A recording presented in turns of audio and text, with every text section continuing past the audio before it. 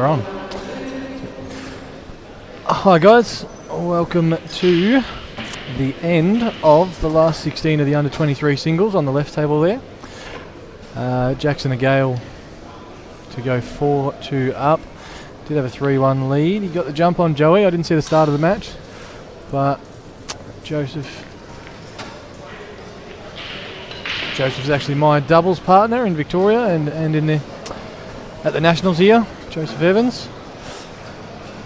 My name's Reese Godden from the Victorian side. I've just come off a match against Barney in the 32 against Andy Barnett. It was a tough match, as you'd always expect. I got off to a little bit of a slow start. I sort of let him off one early and went 5-1 down, but he's always a class act, Barney, and I knew it was frustrating. I knew I had to be there from the jump, and I wasn't.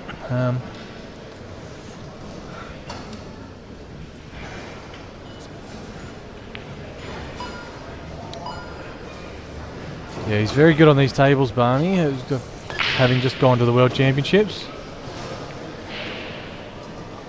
not too long ago. I believe Joseph Evans was there in the under-23s as well. Quite a few of these boys. Riley James, a young New Zealand player, is getting a lot of getting a pretty big pump up from around the room. Everyone's talking like he's a real class act. So hopefully he can get some opportunities here against Barney and show us what he can do.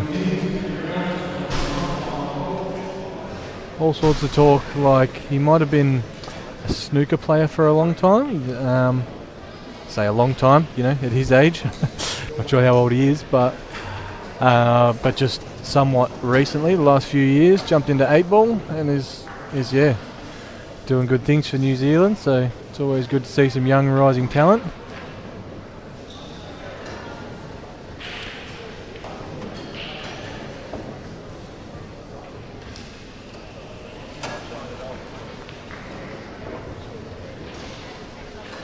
Might focus on this frame on the left here though, on Joseph Evans versus Jackson and Gale, because potentially could be the last for them.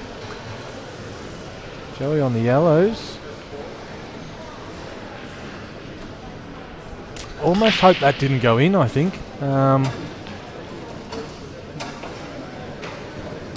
It is somewhat another opportunity to do something. Actually, the yellow on the right, play it into the red to either pot the red or push it up table, and just play the white underneath the pack again, I think is the shot from here. He would like to move the two yellows that are left of the black though, because realistically they're his main obstacle. So if he comes up with something neat there, I wouldn't be surprised. But yeah, he's seen my shot and he's played it to perfection. Wow, Joey, he's even had a little bump on his ball next to the black, which makes a big difference to this frame. I think that ball might have been tight to that bottom right pocket, but now I think it flies in. And given where he's put Jackson, Jackson's playing off the side rail. I thought he might have played off the bottom rail at the one ball that's restricting Joey, but he may have spotted that that's not really to be afforded at this stage. Won't be able to get away with it.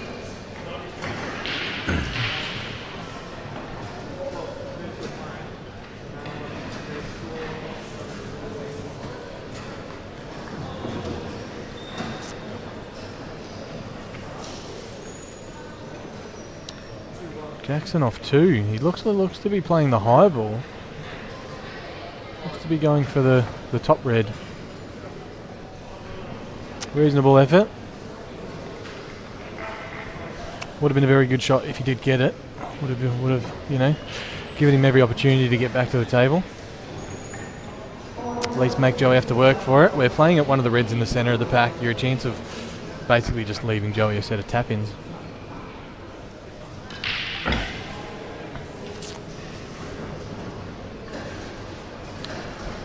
So, a bit tricky here. Joey's still got a ball to move because I think the second yellow would pass to the centre if the red wasn't there, but the red is there, so Joey's opted to try and hit the shuffle button a little bit. Hasn't quite gone well for him.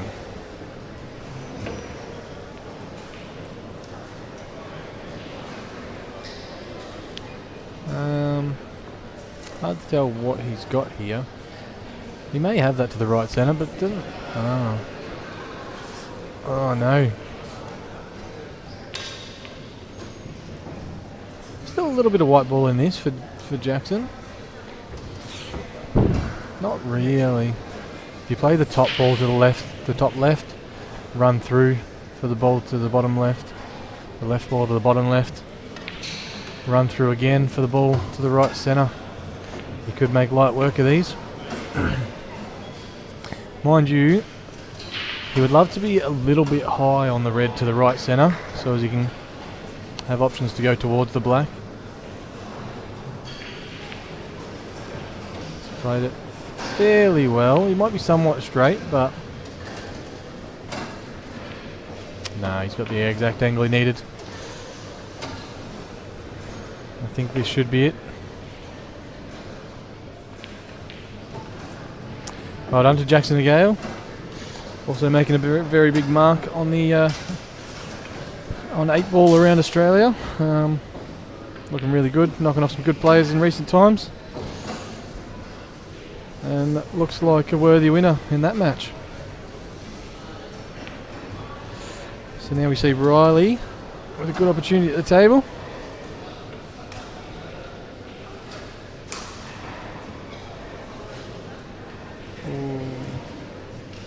I think that's fine for him. I still believe his odds are good to knock this in. Arguably a little unfortunate, but I like... Oh, I thought I liked how he didn't let it phase him too much. He sort of just got on with it. But now that he's missed it, perhaps needed a little extra credit on that shot.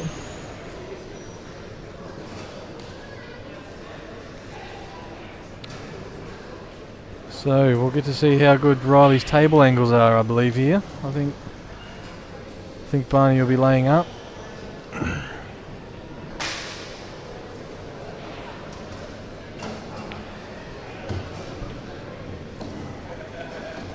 No, he may not. He actually may not here. I don't like that angle that he's left himself. He may be able to force the white ball out of it, but he looks a little straight to me. He's probably trying to he's probably going to tuck in there anyway. No? Oh, okay. Didn't think he quite had that much angle. Had that little angle. But he is taking these on. Obviously has a bit of belief in the boys' ability off the rails. Was tricky not to leave a one rail exit, which you never want to be doing.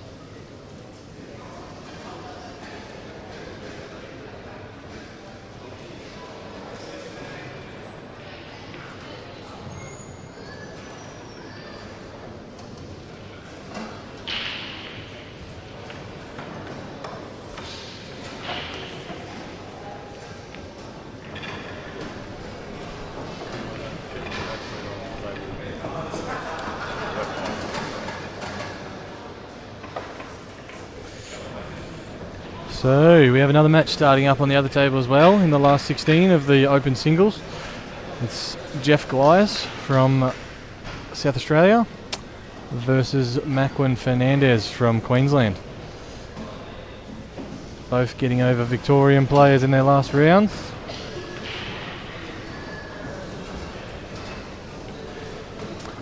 So we'll see what they did to do that, by the looks, and see how well they're playing on these on the stream next. Barney with his very consistent cut break. Probably did, I'd say it nearly let him down in our match. I'd say I got more opportunities than I would usually expect to against Barney because of it, but seems to be up and going again here though.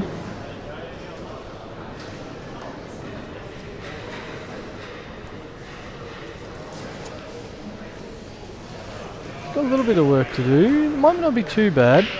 Could have The red stuck in between the two yellows near the left centre pocket could be his biggest obstacle here. I think he can roll in this bottom ball.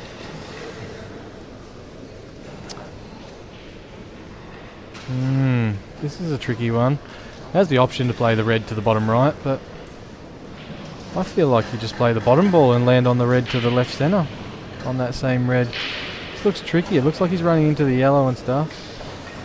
He's probably better at judging this cloth and these tables better than I am though, so credit where it's due. It hasn't gone excellent for him, but it's enough. He's got another tester off the rail here, but needs some kind of a plan to either develop that red in between the two yellows or find his way inside that gap and play it top right, I think.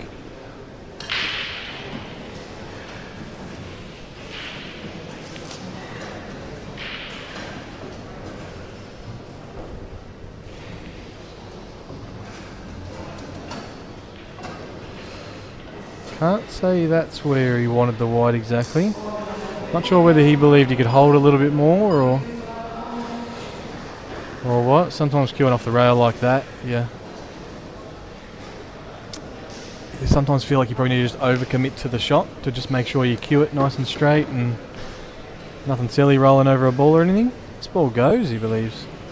Looks strangely different from the shadows, but flies in. Not an issue. Usually I think that's a strength of mine, reading CueballTV angles, but there's been a little bit of a struggle on these tables.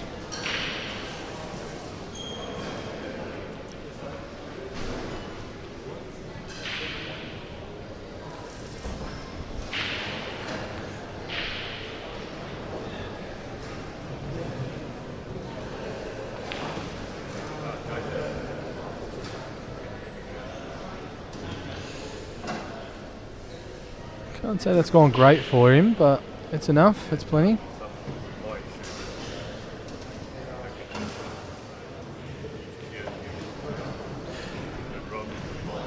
As Josh Gorski says, Andy Barnett is a player that doesn't like to move the dots. Likes to try and keep the dots still. Doesn't like to overplay the ball. Likes to have a lot of control, which pays off. Just like this.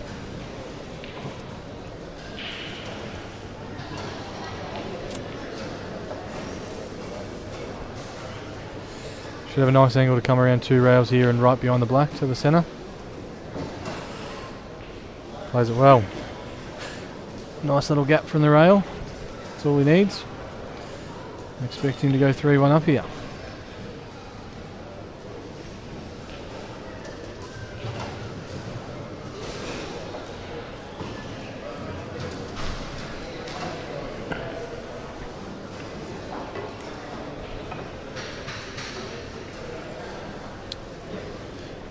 So,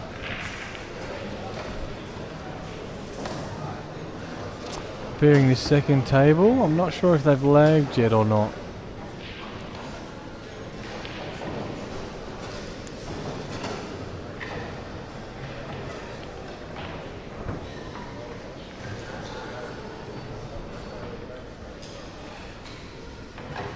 Joshua hands Jesse Rhodes the last match running from the under-23s. Somewhat outrageous with a player like Hansy. He's not exactly fast around the table, but he likes to take on the balls. He doesn't muck around. It's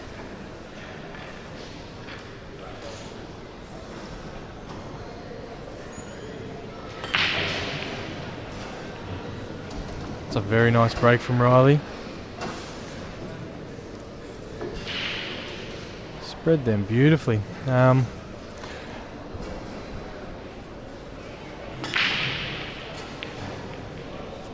A little bit of a higher white ball. It's something you can be a bit wary of, like what I call the professional break. You sort of screw the white to the top rail, get it away from all the traffic as you're trying to get all the balls moving, so it's less likely to be kicked in. But you can fall for the trap where you end up sticking it on the top rail every time and having to play a long ball off the top rail at the start of every frame. Being a snooker player, he's probably very adept to queuing off the top rail. Might not be letting it phase him.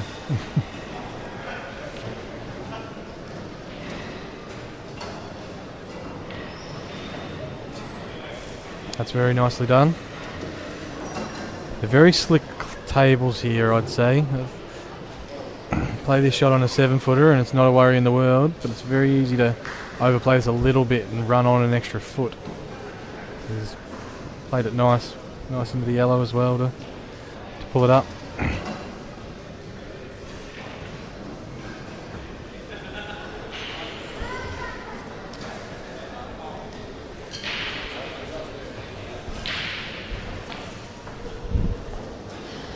CueballTV does have 2 streams for this Nationals as well, so keep that in mind, guys. On the other tables, we have Matt Harmon from ACT versus Alex Pace from Tasmania.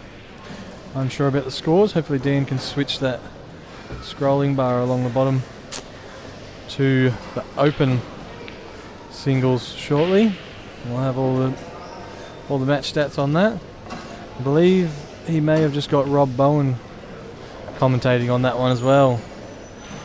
But yeah, they have Alex Pace versus Matt Harmon and Ryan King from New Zealand versus Matthew Francisini from WA.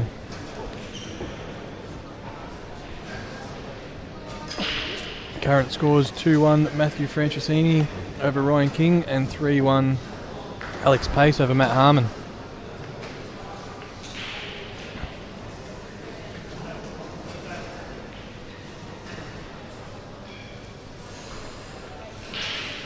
Macwin with tactical, making the tables look like they're rolling off by playing that red with a bunch of side. Nah, I didn't pay a lot of attention, but it did look like he hit it a little bit funny.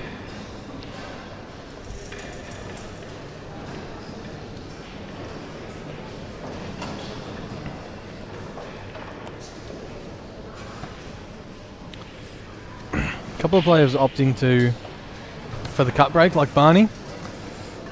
Cale Barrett, another ambassador for it after getting sick of hitting the front ball and on the break and getting punished for it. Macwin Fernandes also taking on the cut break. I haven't seen a hell of a lot of people cut breaking, but Barney must have twisted Macwin's arm. He's convinced him it's the way to go.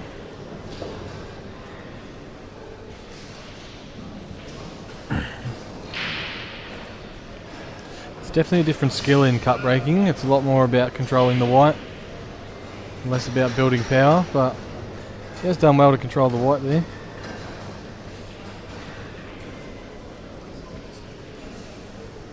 But watching Cale Barrett cut breaking the other day, I'd say it was very impressive, the amount of power he was building.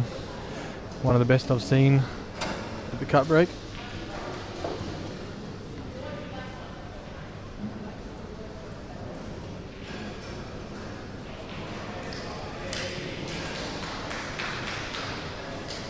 Macwin with a decent set here.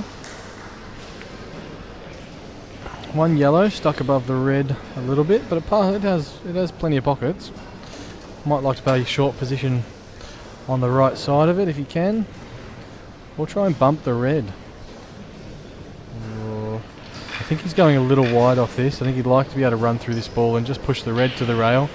I'm not sure he has that option. I think he's more finding the gap between the two balls, or potentially running into the top yellow. So he's probably got to overplay it a little bit. No, he's got the red. No, exactly as you'd hope.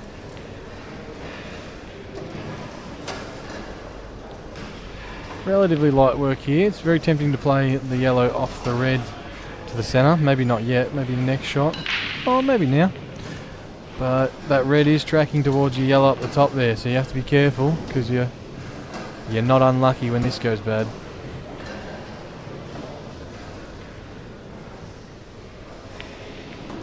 Played it well. Nice and thin off the red. Controlled it, got the white out. A little bit tricky though. You may not have considered trying to get from that yellow to the...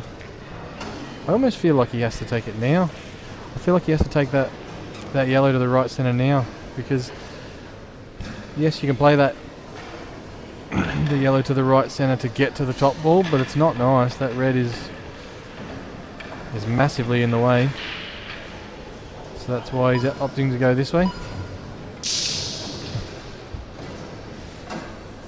Catches it a little bit thick.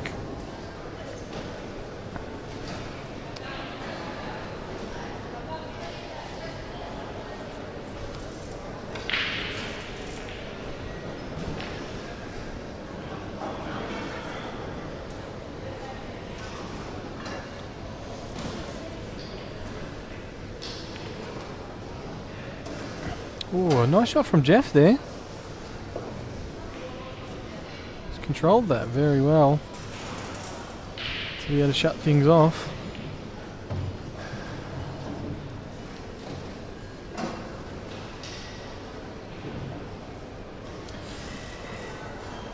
I'm scared to say that top yellow on Barney's table doesn't go, on Andy Barnett's table, because proven me wrong a few times. Can probably play underneath it and play it to the left centre. Looks good for it.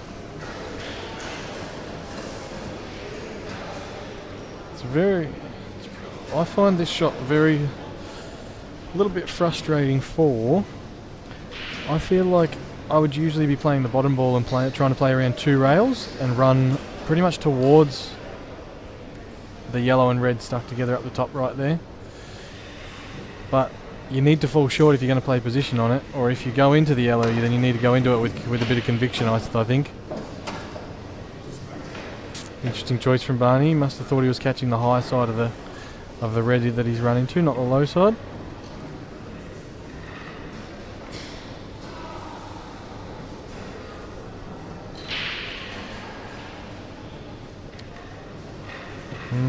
Tricky one here. Going to come off the left side rail and try and push the yellow to the bottom right, hopefully replacing it with the white. Oh, just knock it in, mate. Good shot. I was just expecting him to roll that a bit more, but I suppose if you roll it and you get stuck on the red and pop the yellow, then wouldn't have been ideal, so you may have been concerned about that. Just thought, take it on.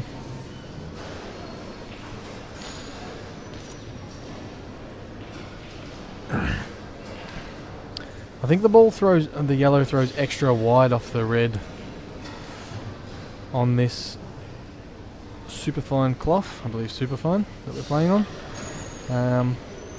This is a hard shot to play, I think. it's hard to get it going down the table. Thought it was looking like, triple at best. I didn't think you could get it wide enough for the double.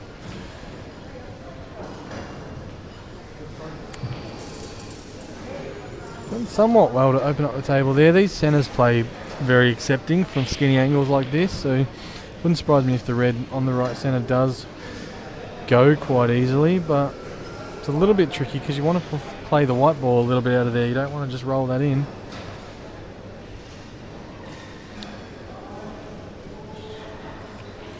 This is a little bit of a funny link. It can be frustrating like this when you have what looks like a wide open set and you still feel like you're just working a little bit harder than you probably should with such open balls.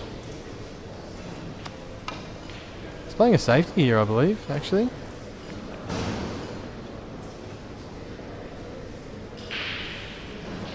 He hasn't quite got enough. Barney can see that yellow, so I believe he can pot it.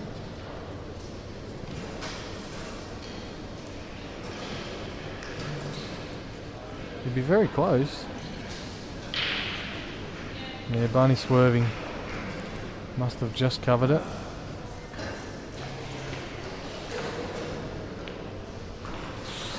Not the result he was after. Wanted to be sticking the white to the top rail. There. So Riley's safety's paid off. Wise choice.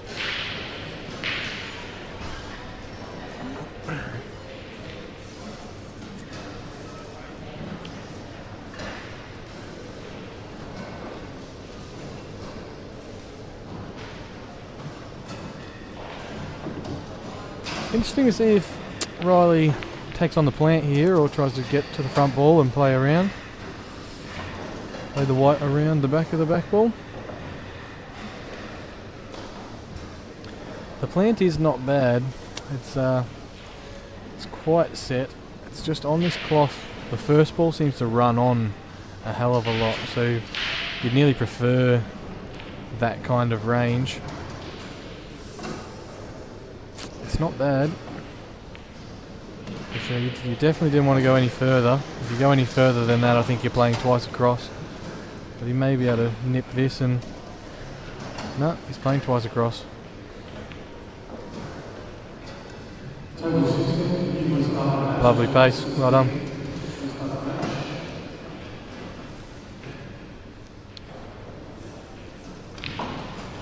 So Riley for 3-all. Putting on a match here. That's what we like to see.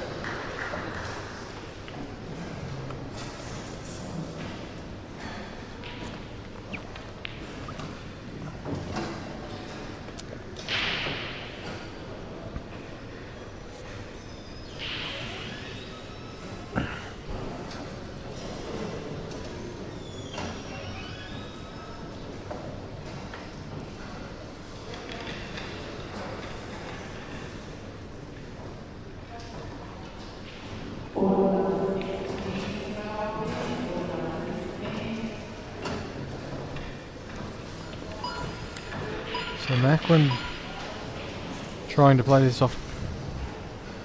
Looks like off 3 rails to me. Yeah, I didn't quite feel like he was playing it wide enough to get into it off 2. I think he was playing off 3. Fairly soft though. Don't know if he would have made the distance there if he had the right line anyway.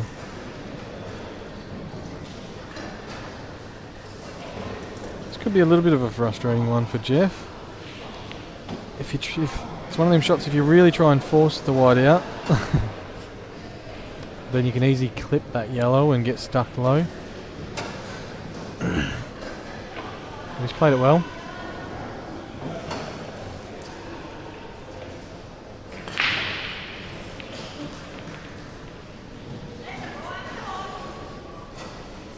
Yeah, Riley James breaking very well.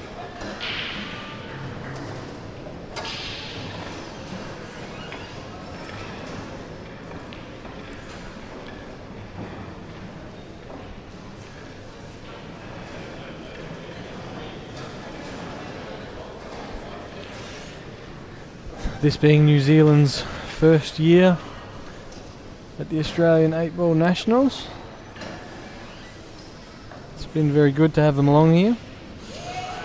Has tightened up our schedule a little bit, made us lose a little bit of practice, but apart from that, it's been great to play the boys. They've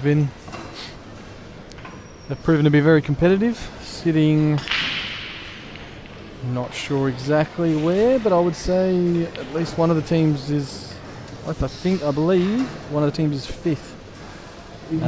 So just outside of finals at this stage, but we're at the midpoint, so we've played everybody once, so it's a clear view of who's doing what at this stage. But Jeff with a foul, just thinned that black. Yeah, at the midway stage, I should probably check instead of guessing. Give you guys the real statistics.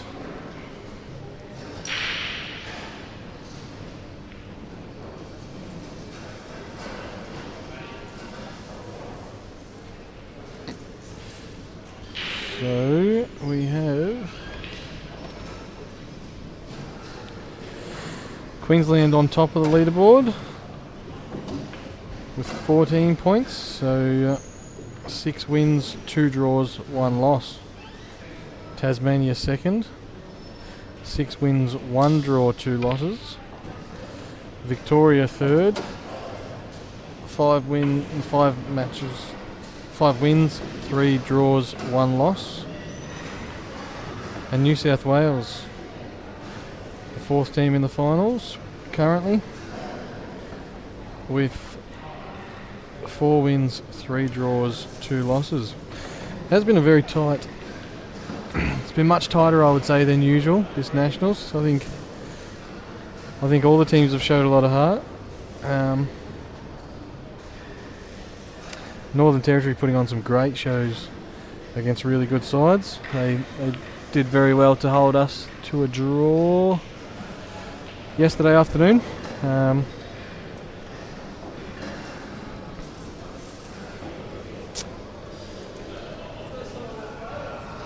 Yeah, but New Zealand teams, one sitting in 5th, one sitting in 8th of 10.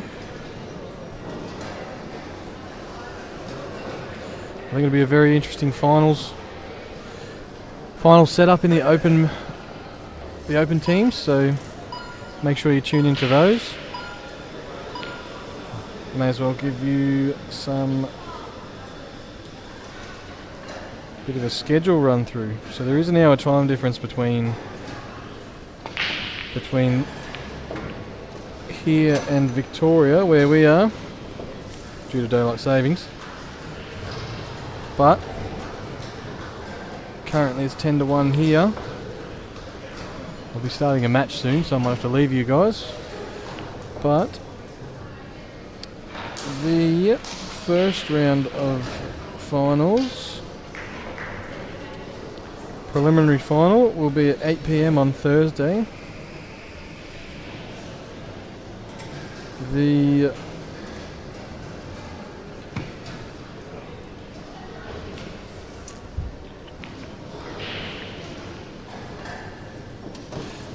So the semi-final.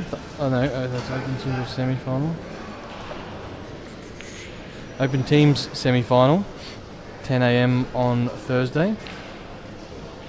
Open Teams preliminary finals, 8 PM on Thursday. I can't see it because of a bit of glare on my photo.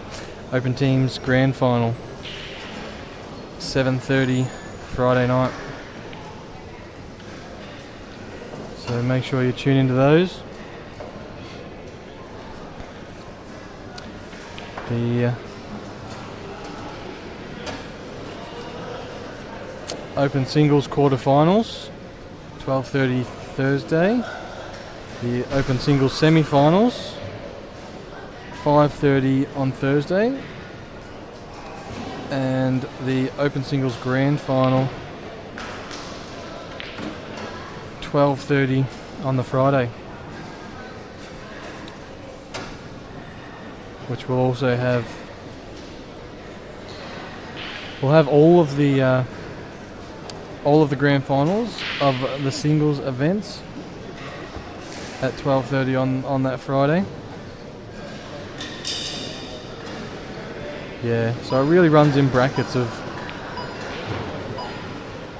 singles and then teams. So yeah, the same time as those open singles, all of the other singles will be on at the same time, at the same stage as in quarterfinals, semi-finals and grand finals.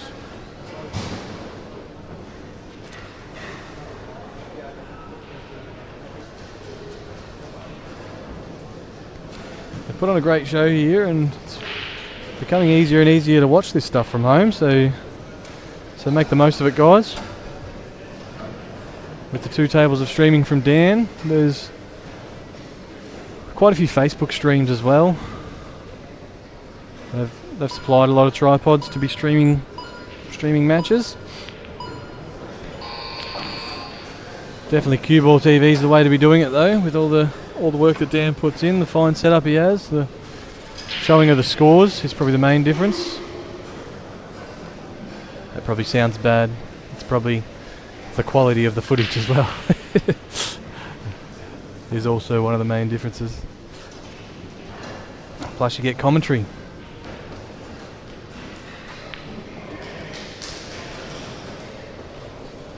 Yeah, Macwin getting the jump on that left table, but we'll focus on the right. We were currently 3-all, race to 7. Still a long way to go in this match.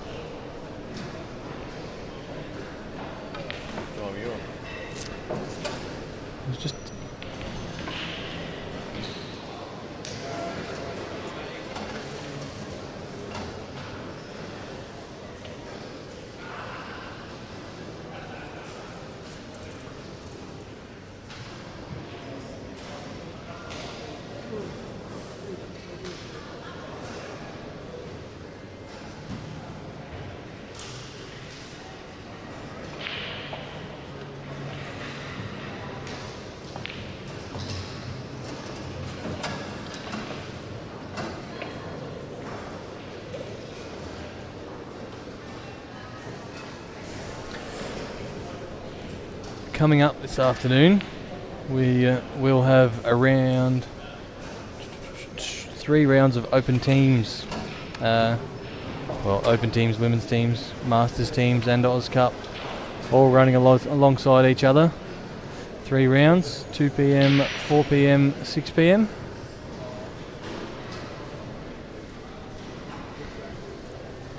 So there'll be all teams events for the rest of the day after this.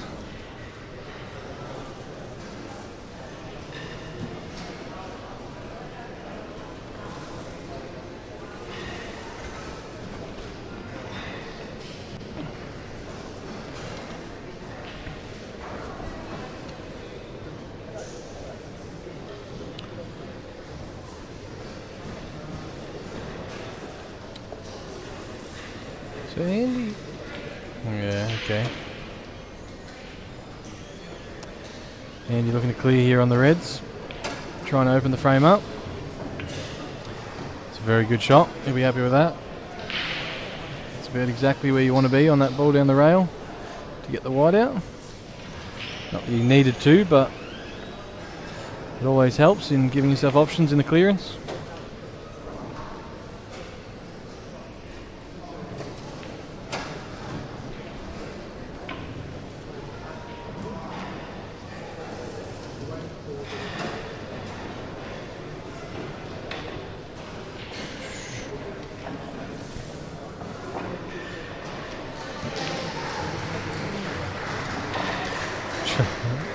So tricky on these cloths. It's a little bit different to what a lot of us are used to. That shot there where I think you play to stun. I think you play to just stop the white. It's so easy to just get it to roll back, that half a ball or a ball. Those little precision shots are just a little bit unnatural to a lot of us players who aren't used to playing on this cloth.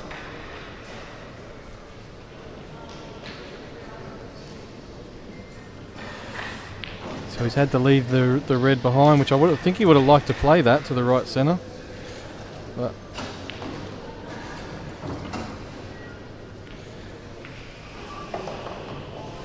could be wrong, but especially when I'm playing against these players who are some of the best, I like to get overcritical. So, so in my head, if I'm in this match and I'm Riley right now, then he's made this clearance against me, but in my head, I'm telling myself he made an error there, he made a mistake. He's not where he wants to be, he's not perfect, I will get opportunities, and I have to make the most of them. It's very easy to be super critical on your own game, because obviously you know everything you're trying to do, and it's very easy to let everyone else off if you go that way.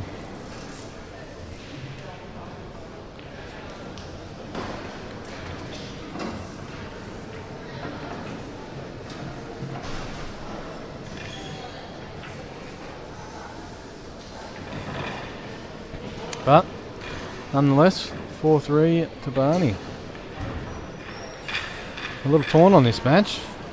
You always like the player who beat you to do well in the tournament, so you can say, oh, I lost to the guy who won it in the end. But at the same point, it's always good to see some young talent, so I'd be happy to see Riley get up here as well.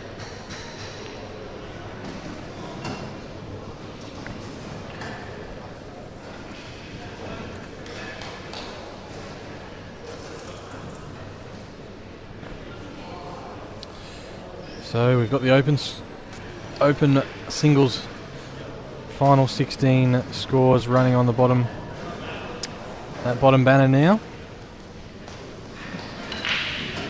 If you're chasing the score update on any of the players, you'll find it down there. Any of the matches still going. If you're trying to find the results on any matches that have finished, you'll find those on Pool Stat under National Events. The Australian 8-Ball Nationals should be very close to the top, considering how many updates it's currently getting at the minute with new scores going in. A little bit of a tricky set here for Barney. A little interested to see whether he takes the yellows. The black may pass to the top right. It wouldn't surprise me with all the things I've thought don't go and they do. But he may opt to bump it here. He may opt to play into it. He has. He's missed it. You can play the last yellow, well, not the last yellow, the top left yellow, thin off the black. But yeah, you definitely don't want it to be your last ball if that is the way you're going.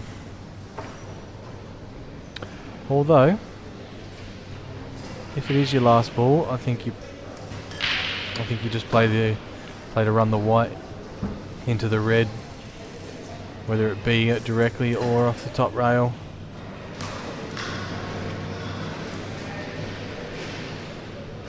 So work cut out for him. We'll see what Barney reads of these. One of the nicest guys in 8 ball as well, Barney. He gets a pretty big rap. Even before I knew him, he has a big following, the Barney Army. But since meeting him, I would say he's a very worthy man for that.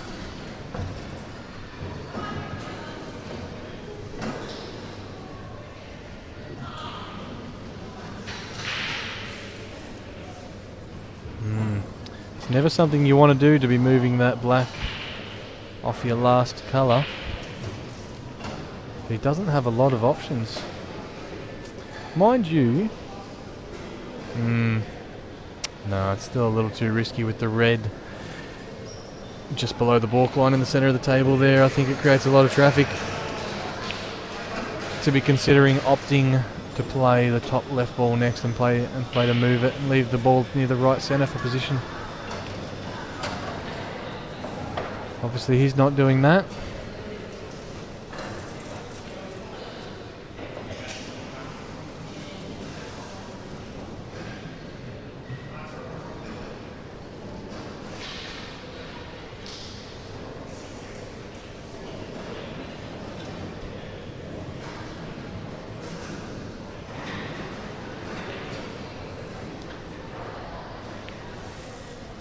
They are fairly wide open, these centres, so it's, as much as this looks like a straight ball and like you almost need to play the high side of the ball and bounce off the side rail, I think he can cheat the pocket and just get out to where he needs to be. Looks fairly close to where he was lining up with his cue, so I don't think he...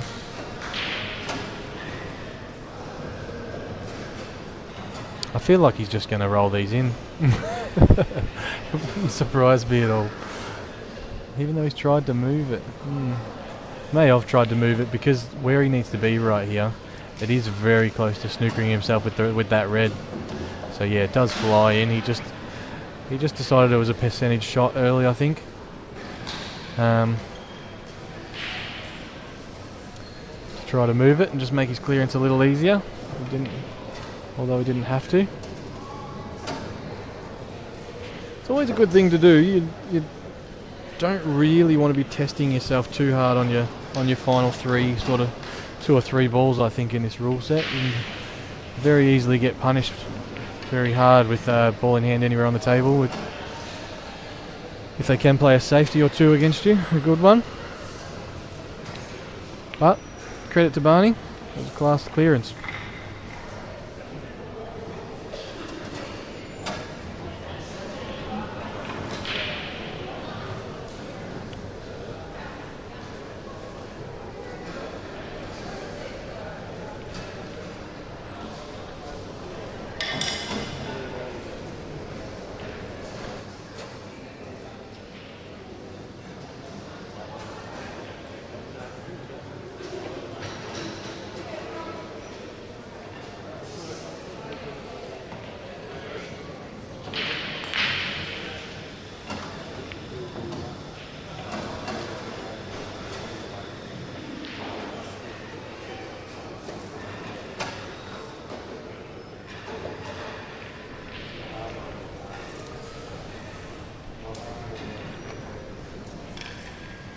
Yeah, Barney with another first option here.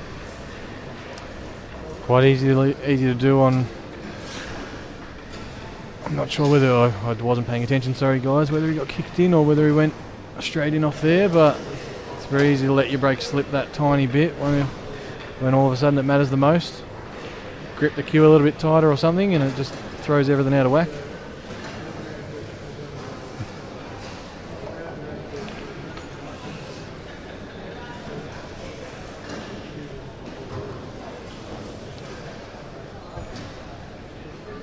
Keep focusing. It's an interesting shot choice for Macwin right now, but I'll stick on Barney's frame, being that they're closer to the end of the match.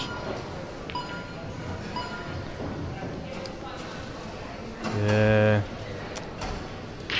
can't say that's gone well for Barney. It was fairly similar in our match. I thought, yeah, I was happy with the amount of opportunities I got from Barney. I can't say I was unlucky there. Similar sorts of things to that. Just when he was going into balls, probably wasn't controlling them as much as I would expect from him. So he was letting luck in a little bit and being punished for it at times.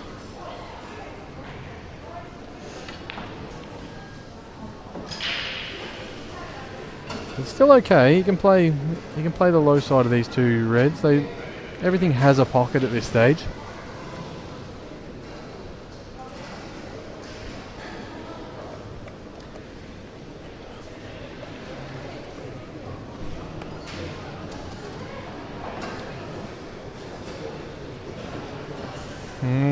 This is a little bit of an interesting one, because I think he's forced to play, not quite forced, but you'd like to play the red to the left centre. But he may be moving the yellow, which you'd think would be good to get rid of some traffic, but I feel there's a lot of ways it can go wrong. So I almost like that he's turning it down here. Mind you, there is a nice gap between the yellow and the black there. I think there was a fair bit of real estate down the bottom of the table. If you had to screwed off the red to the left centre, he could be in majority of this bottom corner and have that and fix that problem that is the yellow stuck just above the black.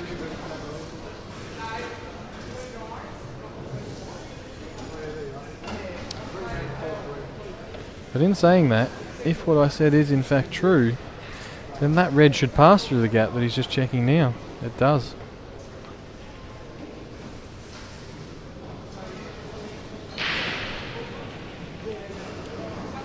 Must have been tight, because it's forced him to cheat the pocket. Not happy with that, understandably.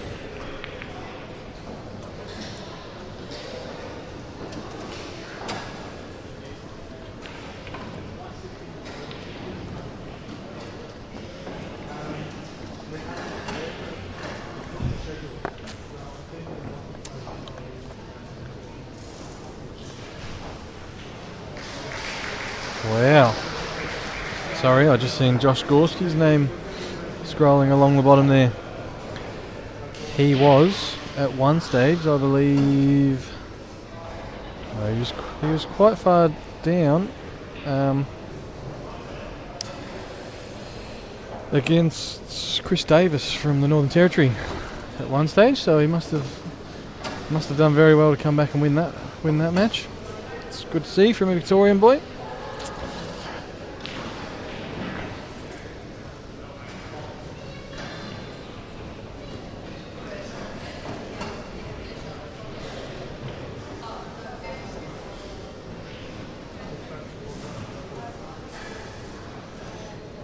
Barney back at the table already, with what looks like a great opportunity to go 6-3.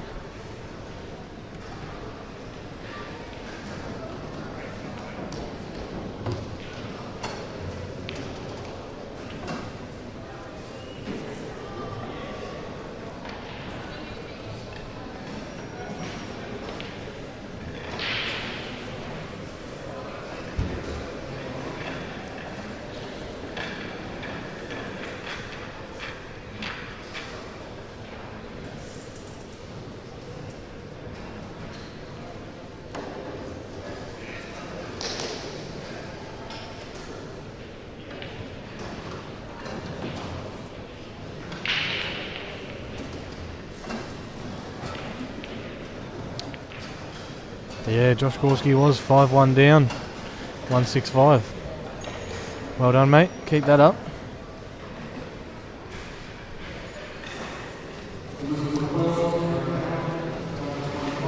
fairly naturally for Barney. He's done well. Played it quite well to get. You'd like to be the high side of it, so you can play the black in the same pocket. Like to be high side of the line of the red to the centre. 6-3. Teaching the young boy a lesson, which was the thing that Barney was doing for a while. I'm not sure if it's still running, but he was travelling Australia and doing a lot of coaching with juniors and stuff like that. He called it 8 Ballin' Australia, I think, was his Ballin' with no G.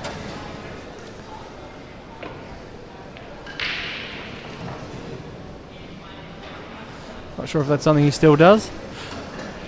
As far as I'm aware, he is currently a resident of WA, so he gets to play for Queensland this year due to playing for them last year, qualifying for the Worlds. The World side, the Australia side, sorry. Gets him a position in Queensland this year without qualification. But I believe next year he could be wearing the yellow and black for WA. Interesting to see how all that plays out.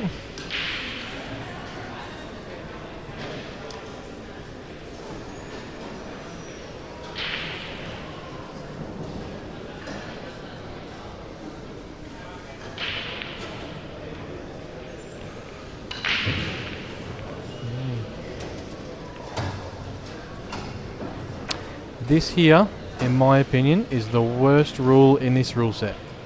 He's potted the black, which a lot of people will be like, oh, golden break. It is not a golden break in the rule set, but it also doesn't count as a ball potted because it gets re-spotted, and I think that's ridiculous. Like, it's supposed to be one of the hardest balls on the table to pot. It's right in the middle of the pack. If you pot it, I think you should be rewarded. You should be able to keep control of the table. Yes, re-spot the black, but you should keep control of the table, I think. Just because it gets re-spotted doesn't mean you haven't potted it. But see whether that makes much of a swing in this match.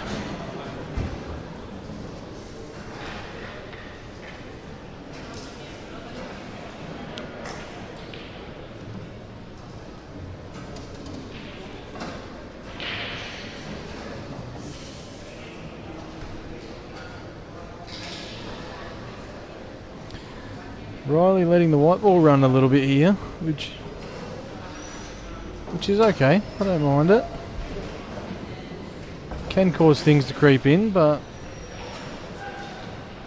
I'm definitely a I'd say I do it quite often as well, so then something like that happens and you feel a little bit silly.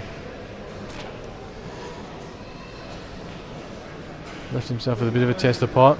It's very... I believe in New Zealand they're also playing on 7-footers with similar cloth to ours. So may have got caught out on the same thing there. That white ball just goes a little bit wider off that last shot than on this cloth to what it does on ours. It's a great pot. He's got enough. He's got the bottom ball.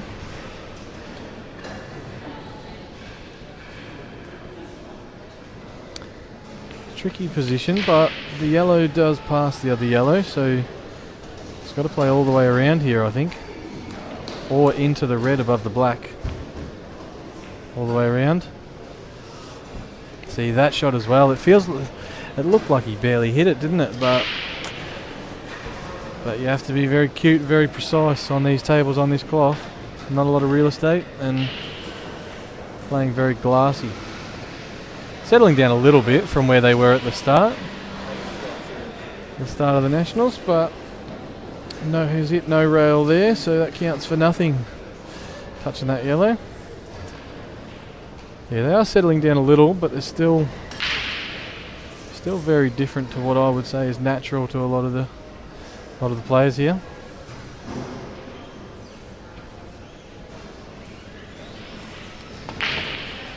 Last year, due to not having enough tables in Western Australia, they played the Oz Cup, the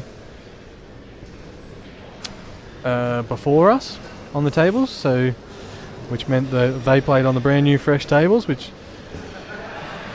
some players weren't too happy about because everyone, people like nice new conditions, but I think I was quite okay with it because there's a lot less of a learning curve kind of thing.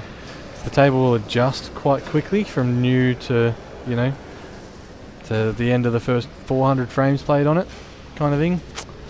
So there's a bit to get used to in sliding, and then as soon as you're used to it, it's half of it's gone kind of thing. Oz Cup settled all that down last year, but this year it being a real obstacle to some players.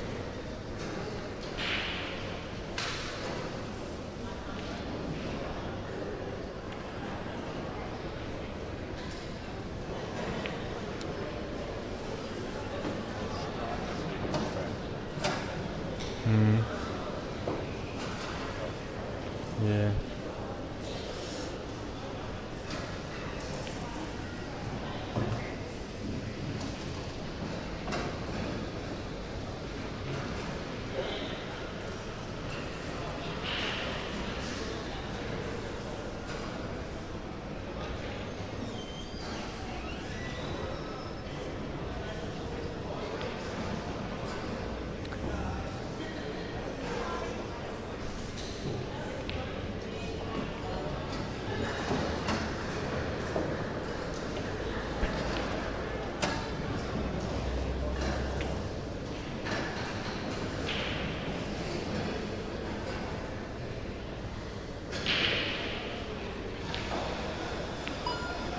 I think these are the kind of set that Barney would be very disappointed if he doesn't finish here. He's got every opportunity to close this match and find his way into the last 8.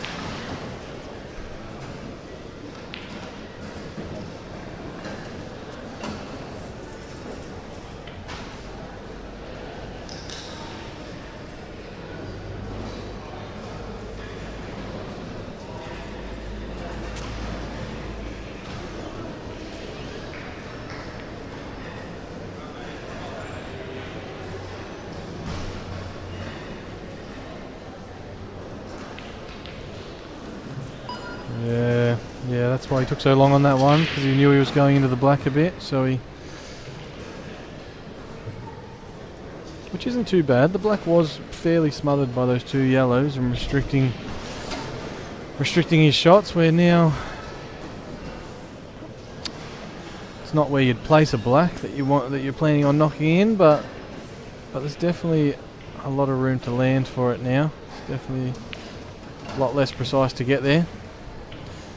It's a very cute shot from Barney. Those shots are something as well. I think earlier in the week that would have been a very scary shot to play, because side off the rails just wasn't biting, I find.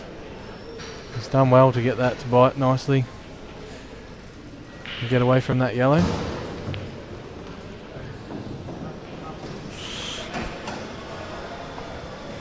I could be wrong, but I believe he didn't quite want to be that high. I think this takes some very nice timing and delivery to get the white down off this ball. It looks almost like the last spot I would put it. It looks almost like you have to play twice across, which brings the centre into contention.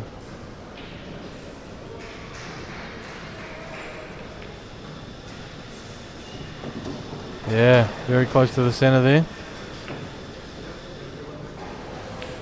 But here's his opportunity. Does have the benefit that if it does land over the pocket, Riley's going to be shooting towards it. So he might be playing to half a pocket, but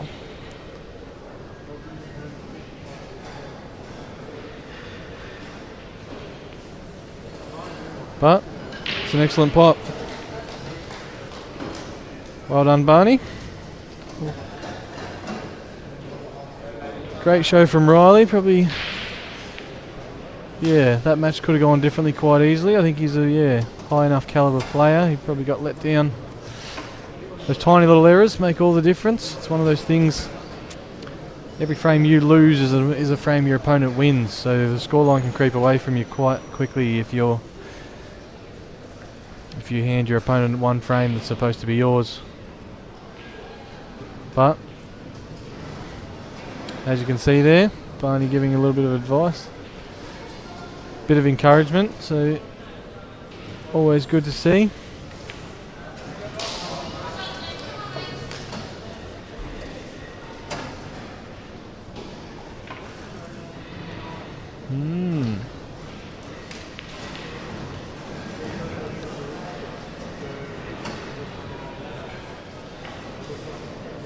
Jeff just catching that a little bit thick. It's a reasonable attempt at it. Was no easy shot, but see how it goes for him. It is a bit of a tricky. It's a little bit tricky to play safe here. It does have the two yellows that are sitting around the red, but it almost feels like you're better off trying to play a bit of a skill shot or something than a turnover here. I think turnover's hard to leave a tough opportunity on the black.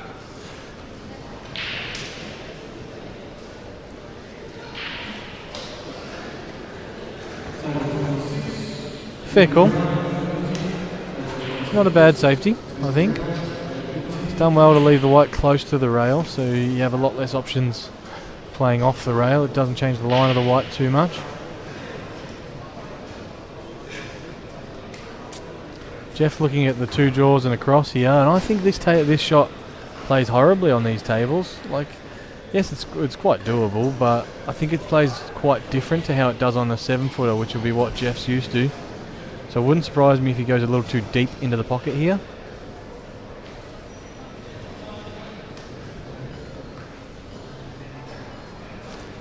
It was a reasonable attempt, just slightly deep into the pocket. Pulled him towards that bottom rail.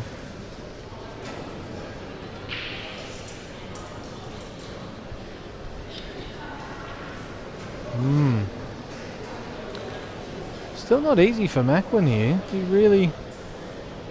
I think he has to put the white next to the red, play the yellow closest to the red, long to the plant, to the top right pocket. I think is the way to go about these.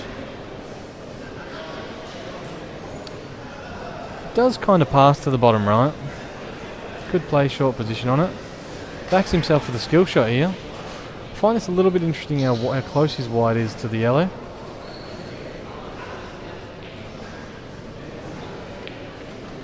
He's overplayed it. Yeah, you have to be really precise on the ball. Like on these tables, on these cloths, I think the skill shot plays quite nice. I don't feel like it was the wrong call for him to play that, but you have to be very precise on the ball. I think that had plenty of run through, but yeah, just got to be that extra bit of precision.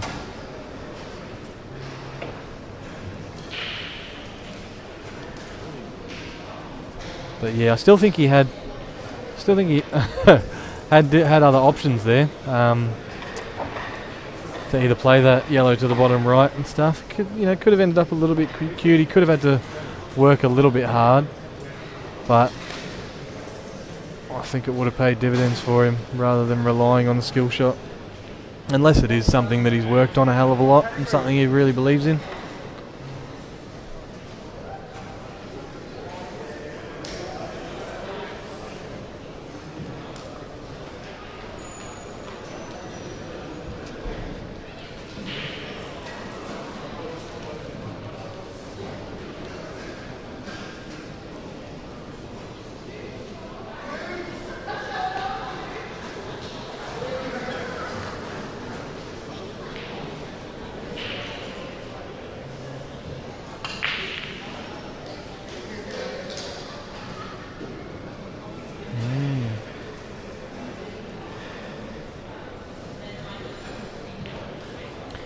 Players play the cut break. It does one of two things. It's a bit of a funny one. It'll either spread the balls really nicely and you'll usually pot one, but a lot of the time it'll almost push all the balls to one side of the table a bit. which sort of causes a lot of clusters. You can sort of end up forcing a fairly tactical frame to try and slow down a match and stuff. It's fine for Jeff, but I don't think it's what you want, but it's what you've got, and it's okay. He's tempted to play it long now, given it doesn't really have a nice white ball off anything else.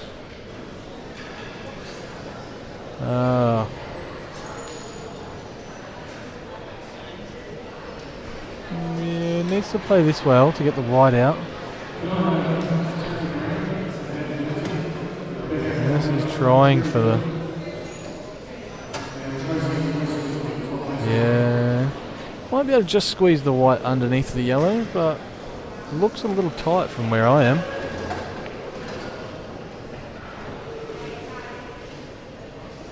He plays the red to the centre.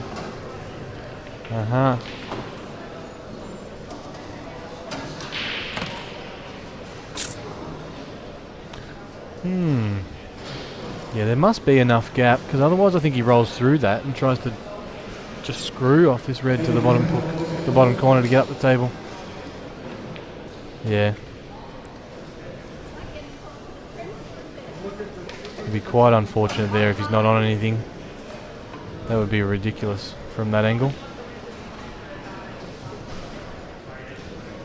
It's definitely one of those shots where you feel like you can sort of play to anywhere, so you try not to get too cute and be too precise, but if he's been punished by that, I'd say that's extremely unfortunate.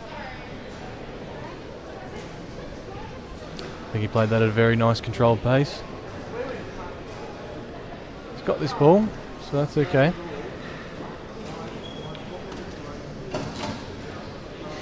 Oh, got into that a little bit and got punished by a finger mark down the table. Wow.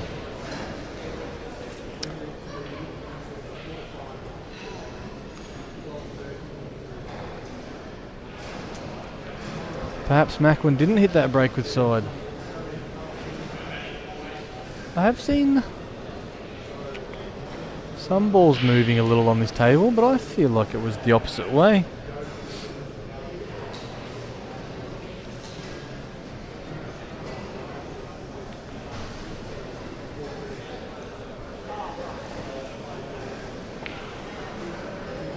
Yeah, trying to cheat the pocket there a little bit, just to get the white out and not be sort of stuck behind the black a bit, but cheated a little too much.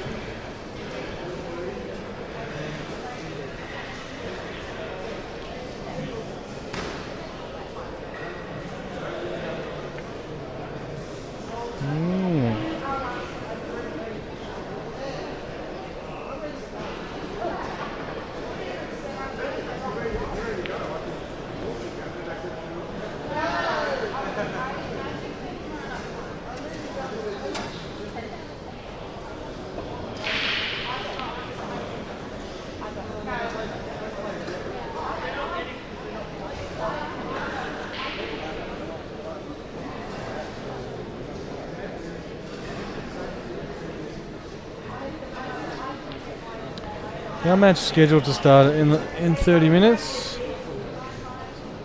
These guys may still be playing at that stage, but looks did start a little later than the other match, but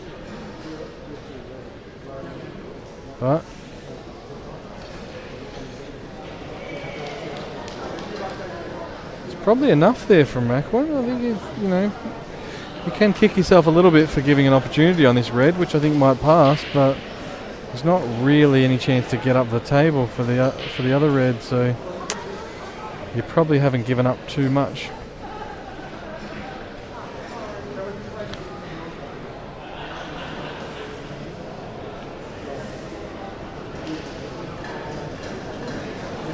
Yeah, well controlled with the red there from Jeff. But still gives Macwin a good opportunity to clear here.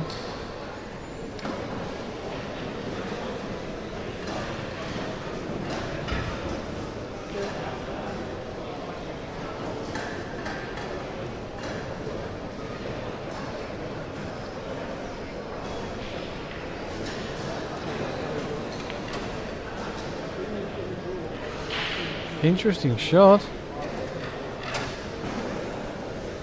I felt he'd play around those all day. Like, yes, the two bottom balls were sort of the two bad ones.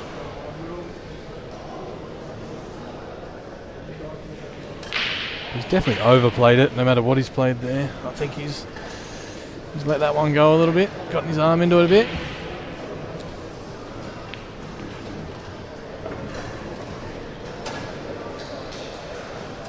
Does have a very nice loose grip backhand, Macwin Fernandes.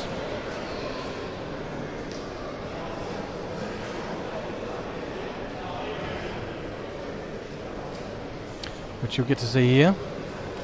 It's a very different kind of grip, but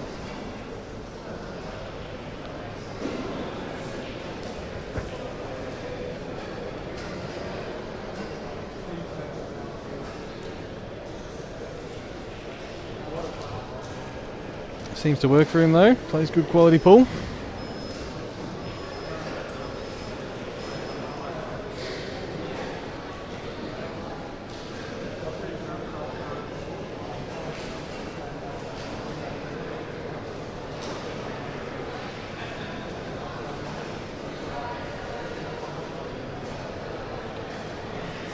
Yes, Jeff. Wow. I thought they looked good off the rail. I thought he gave it every opportunity. It's a reasonable attempt from a poor position.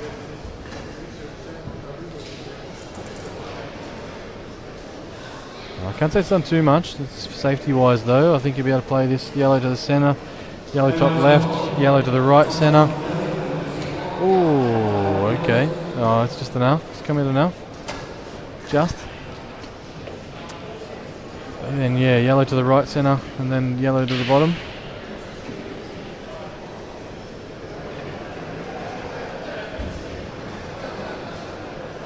It's a big part of why I like to commentate as well. You really get to sort of map the balls yourself.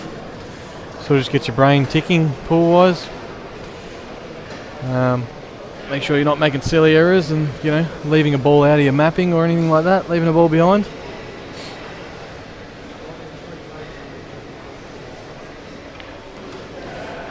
Mapping being deciding which order and how to play the balls. We call that table mapping.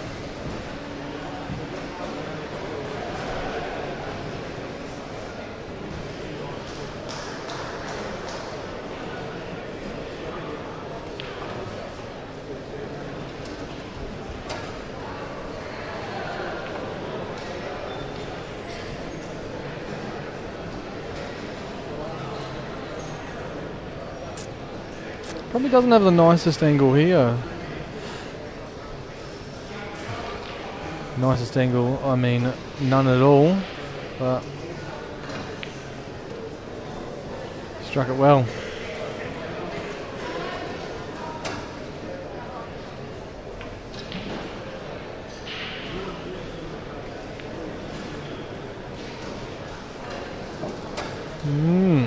So Macwin takes the lead again.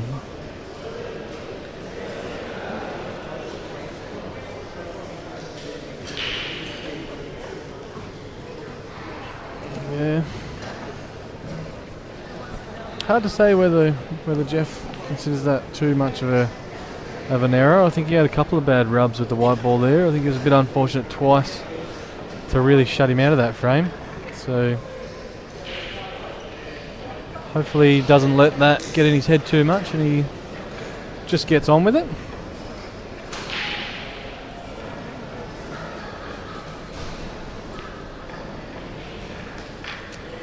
Ryan King on the other stream, getting the win over Matt Francescini.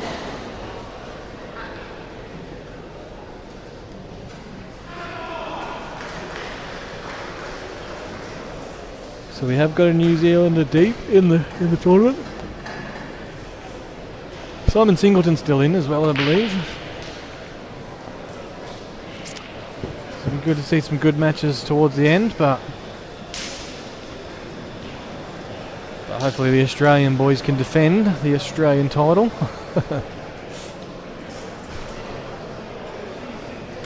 But it'll be good for a bit of excitement.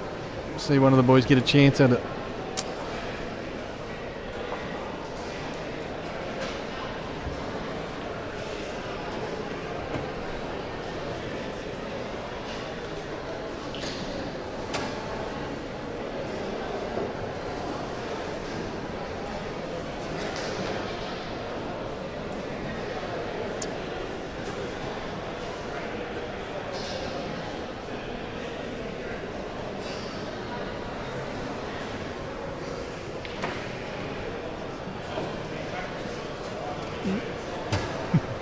No, red.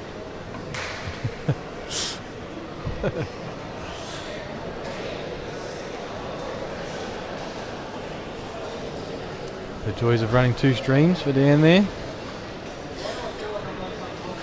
A one-man army Dan is, with all his machinery in front of us.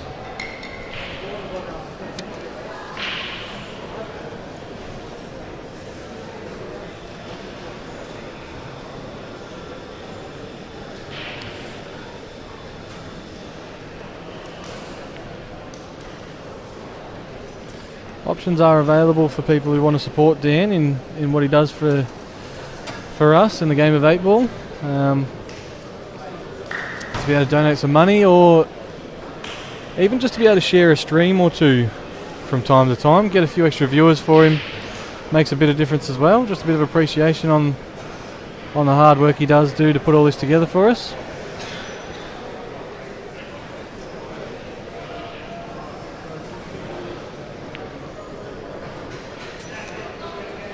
Also make sure to like the CueballTV page so you can get updates. He does a very good job of posting the upcoming events, so you know, without looking into a schedule too hard or anything, you can really get into just YouTube, go to Dan's page and find, you know, what matches will be played later this afternoon and what time and stuff. The schedule has blown out a little bit from time to time, which has made it tricky for him, but it's usually pretty good,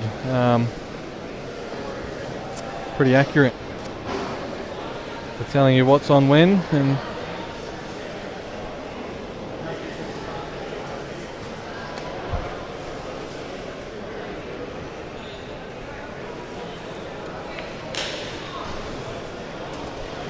yeah, nice shot there from Macwin.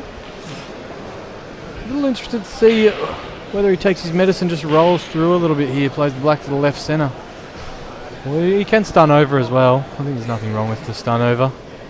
As long as you're feeling good, controlling it nicely. Nothing wrong with that.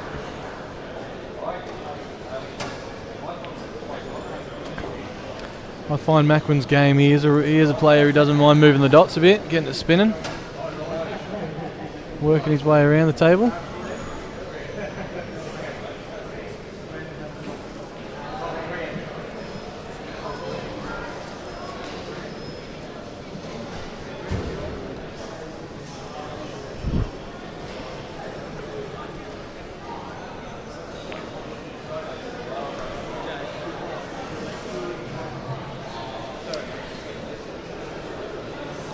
Still a long way to go, race to 7 here.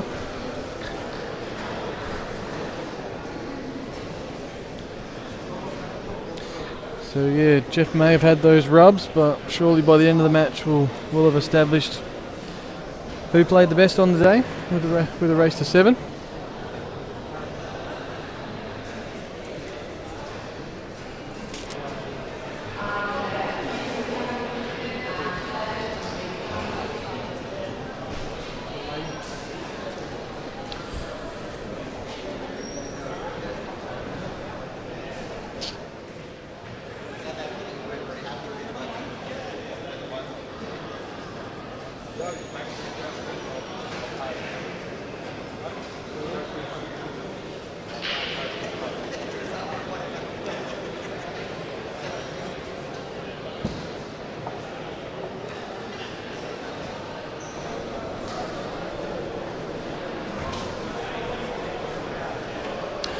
Another opportunity at this cut break for Macwin.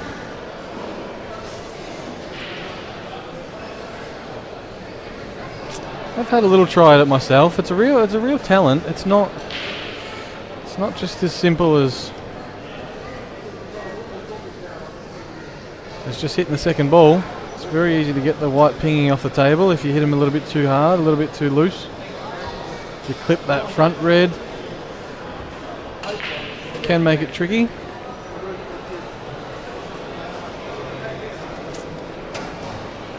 But it is somewhat friendly on these tables though.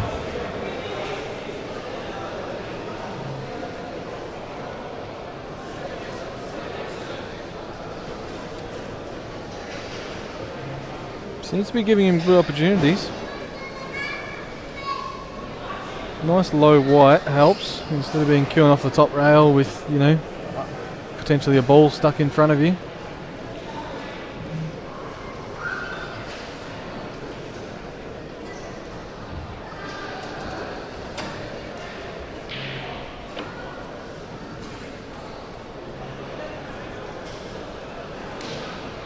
Some people do look at it as a bit of a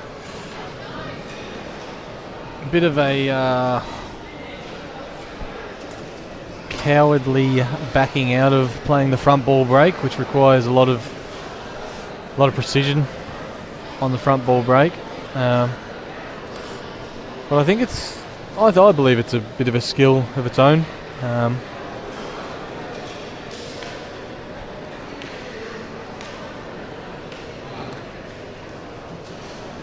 And if Macwin's to advance, then it's hard to argue, while the two winners on these tables, both the cut breakers. Mind you do still need to put the balls in the holes afterward, but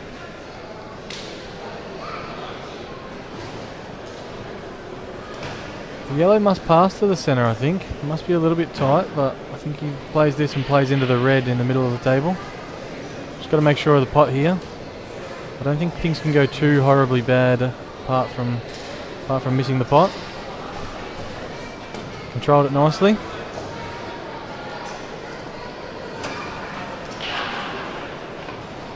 So if this ball does go, he's in the spot to pot it. A little bit of an issue with playing the yellow to the left centre afterwards and running away from the black a little bit. So he's opting to play it now. I think that's a little bit crazy if that yellow's tight to the pocket. Like, yes, there's obstacles, but I think you really have to test your ability and your read of the white here and potentially play in and out. I think he definitely had, considering how well that ball went, I think he definitely could have played that a bit softer and given himself every opportunity to just roll the yellow to the left centre and hold. But from where he is, I think we'll see this white spinning. Can play straight up in and out. Arguably, if he doesn't hit the red on the top rail, a connection on the red, the next red up the table. Yeah, he's played that well to give himself every opportunity. Apologises, but I don't think that's really worthy of an apology. I think he's played that fairly well. He's read that well.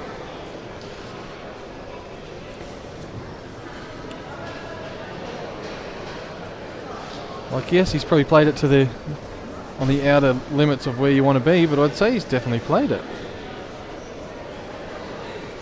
There's no way he's hit it that soft and play off the top rail and back down. I don't really understand that apology. He did have a lot of side on it, so he may have been trying to play off the top rail and to the other side of the black, play the black to the left centre, but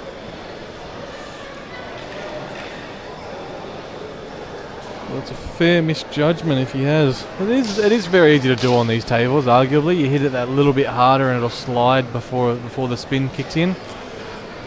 And you'll get past that red, but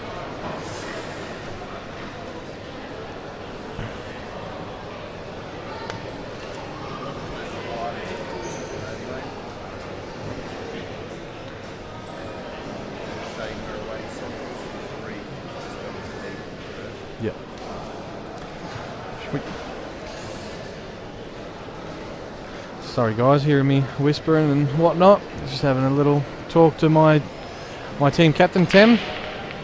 Just telling me where I'm positioned in the draw for this next match, which has been leading into me playing deciding frames, which at this stage I wouldn't say has gone as well as I would like. But it's good to see.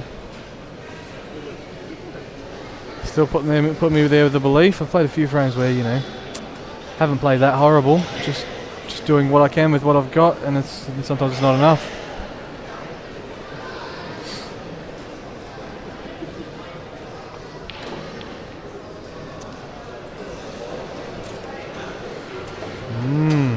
Macwin very limited here in options.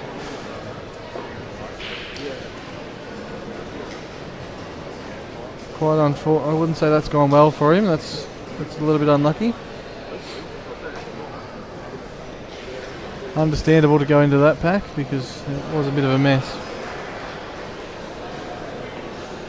It was Jeff's break too, and I've missed it again. I haven't paid any attention. I feel like I've watched Macwin break, you know, 3 times in this match, and I haven't really focused on Jeff's.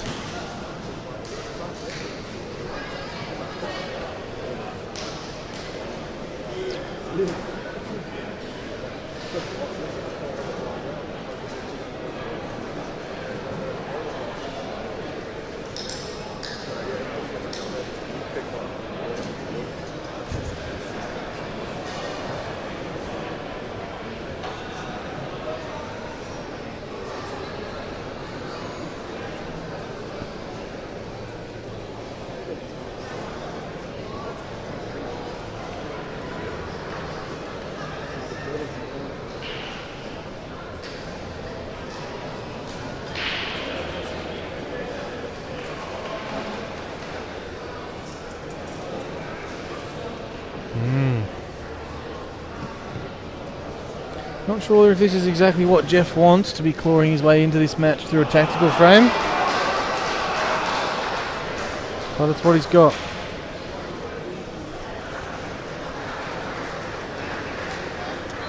Nice pace from Macwin.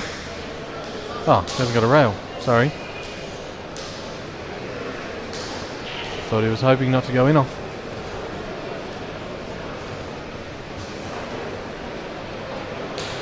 Is it enough for Jeff at this stage to pull the trigger?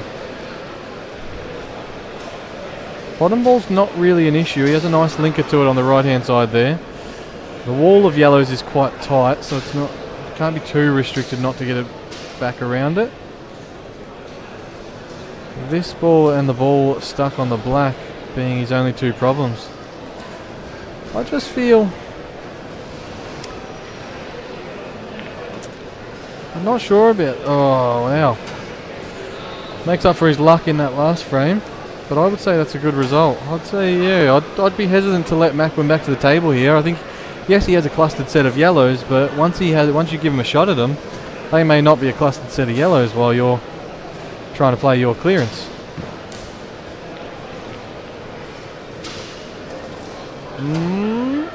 I'd say that's gone quite well for him. He's got a little bit too much angle on the ball to the bottom right. But the black bouncing and not covering the red to the bottom left, I would say, is a bit of a result. Might need to judge this and run into the red a little bit. Can maybe turn this down, yeah. If that red passes to the left centre, I think I'm turning this down and coming back for it. Mustn't pass. Maybe it does, but it's a tight pocket. But I still think, even if I've got half a pocket, I think I play the other way. Like, yes, you could have gone into that red full if you can judge it and control it nicely, but if you don't, you're here.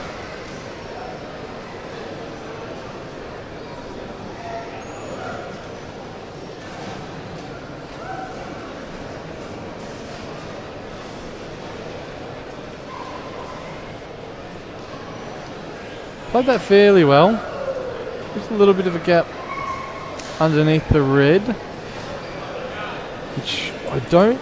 Oh, the black may go off the rail off the red, but it's very tight. It's very close to not going. But if it's me, I'm looking to play a yellow in there earlier if possible. Doesn't really have a lot of opportunity to do that though. a little risky to be playing the yellow to the right centre. If you do, yeah, if you... Oh, thought he was going the other way. Yeah, it was hard to read the angle he had there.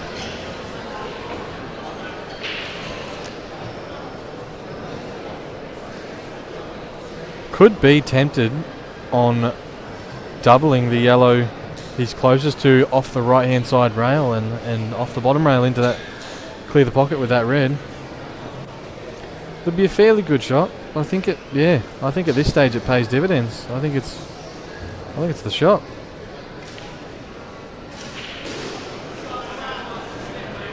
Unlucky, I would say. He's played it with a fair bit of pace, and to not clear that red, I think is quite unfortunate.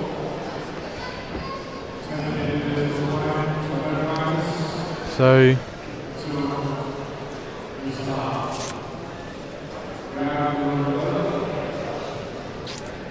yeah, you can't really...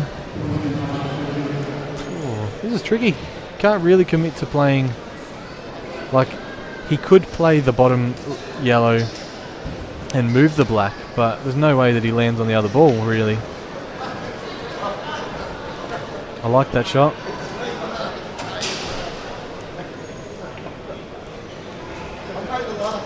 This has to go well, but at 5-2, I think I'm just trying to be brave. Just give it every chance to go well. Needs a good connection on this. There's pockets available. As long as he doesn't smash it, I think, you know, a nice steady pace. You need to get it moving, but you probably only want the balls to move sort of less than a foot. Played it quite well. I don't think this is horrible. Whoa. May struggle to get... If you can get the white on the bottom rail, in the middle of the bottom rail in between the two reds, then it asks Jeff to make something, but it's a little bit tricky to do it with the way the red and the black are positioned. I think it's enough that you can do it, but you just don't want that black to run either. You want to be leaving the pressure on with that black over the pocket.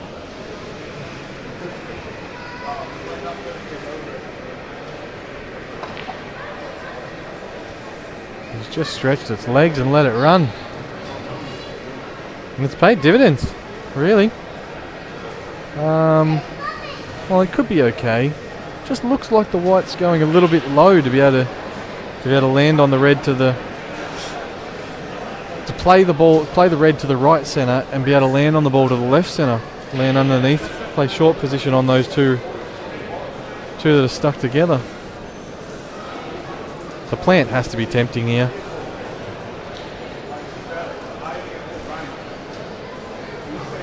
Depends on the angle though. Could be reading this a little bit wrong. He could be fine.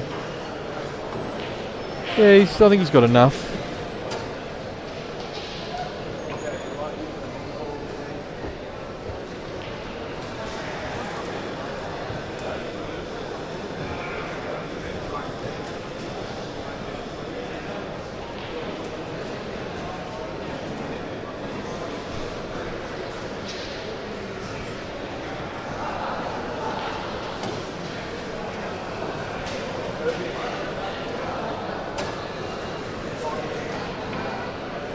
This could be a little fussy on angle. If you are running into the second red, you borderline get forced to screw this back a little bit, jacked up like this, the shot he's playing.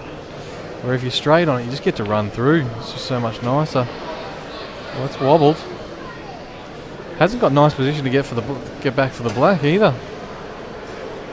I still feel like he has to play one here. I think he's putting himself in a bit of a bad situation.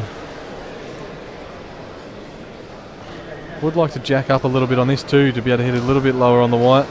Get it to come around off two. Took his medicine. Opted to lay up for the double.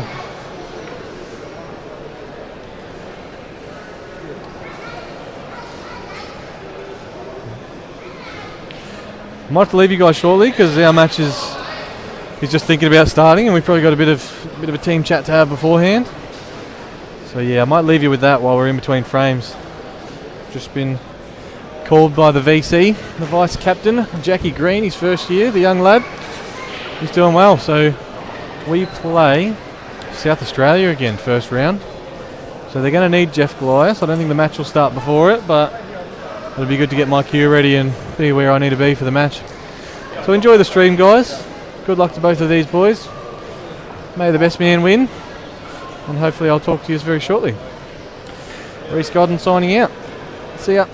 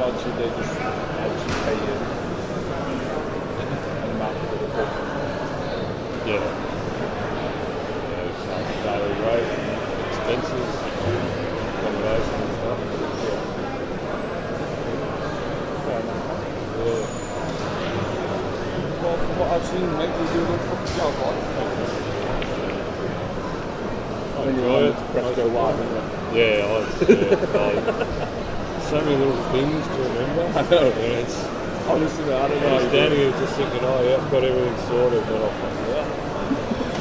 The number over there, I've got the train. I honestly don't know idea. I was literally not fucking close.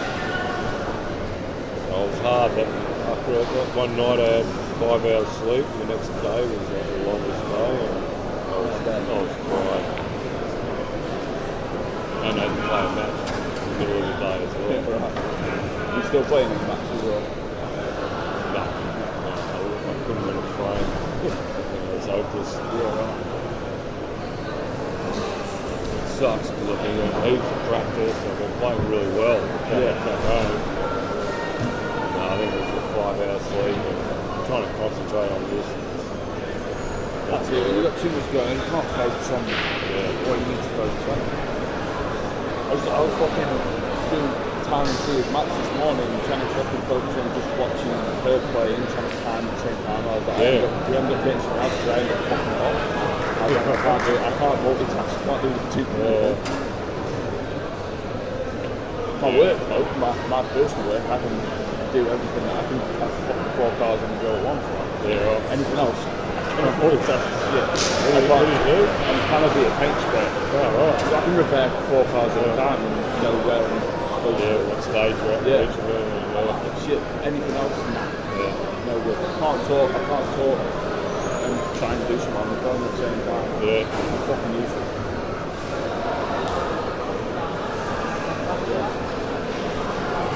I was saying to Tia maybe if she tries that and makes next year's nationals, then I'll probably join one of the comps that Good in the old Cup? Oz Cup or the plate or something. Do you play much? I've been doing now since coming over here and obviously being with Tia and that, obviously I've been playing a bit more, played a good gift a couple of months ago. Playing on the face. That was the first one I had, that's where I met you. Invitation. Good spot this year. This year and the year before. That's the big one. Yeah, I played. All us amateurs are trying to fucking. I wouldn't have decided framing before. That invitation. I thought you were talking the. You don't got the pro. The intermediate. No. The invitational first team. Invitation. I wouldn't have been before. That was good.